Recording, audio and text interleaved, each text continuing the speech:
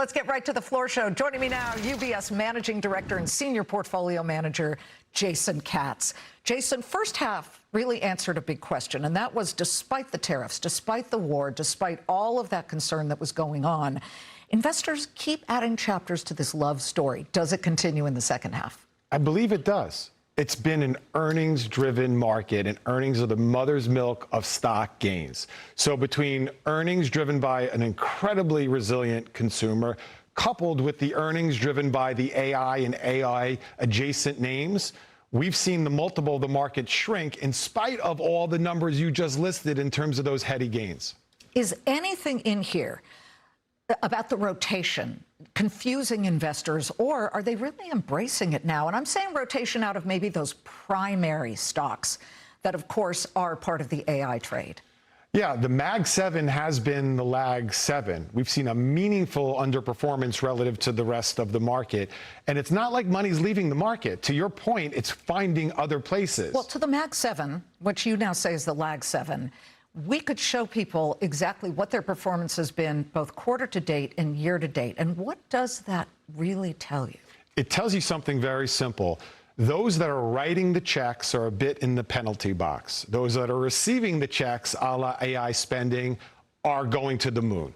Now, I will submit to you, at some point, supply will meet demand. I don't know if that's next year, 3 years from now, but those hyperscalers are positioning themselves to really pull that profitability lever. So you don't want to crowd into those trades, maybe even scale back at the margin, but you don't want to abandon the Mag 7. They will be the most profitable of them all when all said and done. Because you say the revenues will start rolling in. No different than Amazon back in the day that kept on spending to make money. These are literally the smartest people in the room. Google raising, what, $80 billion to build out their AI infrastructure. They're doing it for a very good reason. What I find interesting is that comparison with Amazon. Amazon was not profitable for years and years. And yet these companies, I mean, if they miss a really high whisper number, their stock goes down because they are so profitable.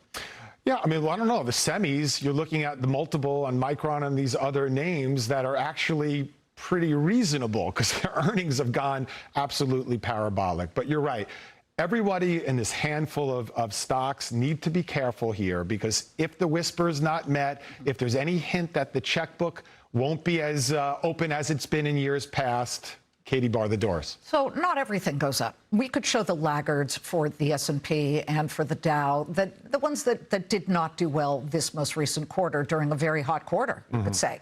And so when you look at those names, does it tell you that this continues on that trend? I mean, Nike reports after the bell, by the way. Tune in for that one. Nike was a laggard. I've started to hear a lot of smart people say, you know what? It's been so beaten down that you gotta love Nike in some way, shape, or form, especially considering it's basically owned the feet and the outfits of the World Cup players, not to mention the New York Knicks starting line. Yeah.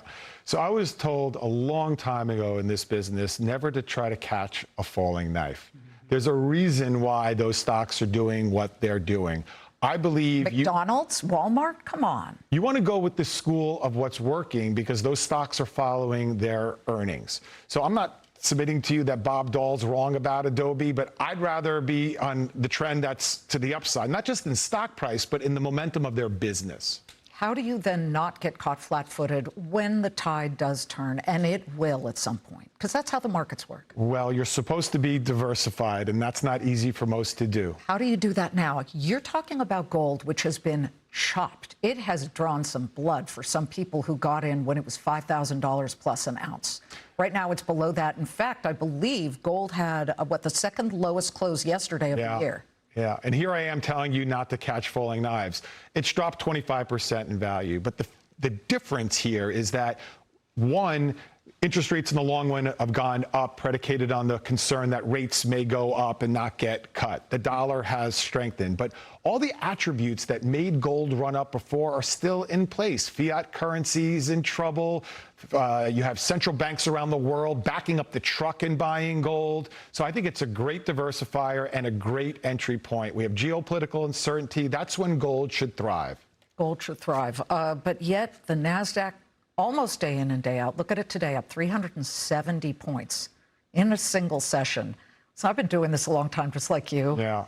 Now that's any other day, it almost feels like. Yeah, when it gets too easy is when I get concerned.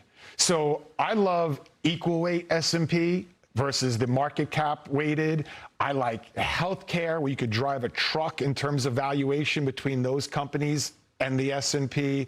So how do you avoid when the tide turns? By diversifying into areas of the market that aren't buzzard bait and got killed, but companies that just have been left behind in the rally. You picking any World Cup team? I got to go USA. USA. Well, they don't play till tomorrow, but we got a bunch of World Cup stories coming up that you guys cannot miss. You cannot miss it, definitely. Thank you, Jason. Thanks, Good to guys. see you. Jason Katz of UBS.